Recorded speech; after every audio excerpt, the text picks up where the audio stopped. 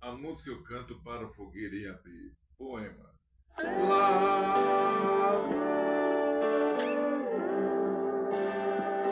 lá, lá, lá,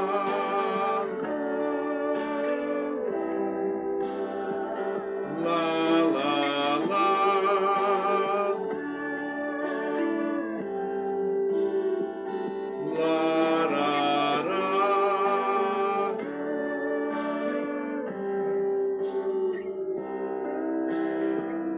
Hoje eu tive um pesadelo e levantei atento, a tempo.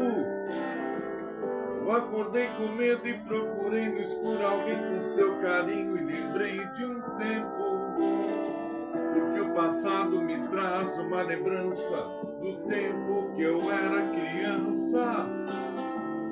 E o medo era motivo de choro, desculpa pra um abraço, um consolo.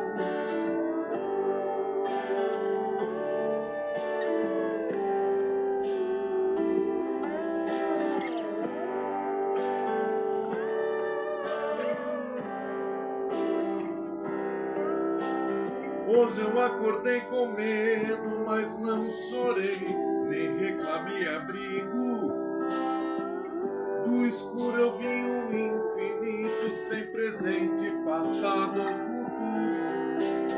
Senti um abraço forte, já não era medo, era uma coisa sua que ficou em mim.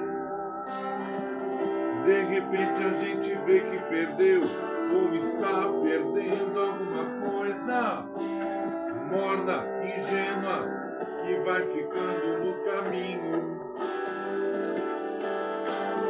que é escuro e frio, mas também bonito, porque é iluminado pela beleza do que aconteceu há minutos atrás.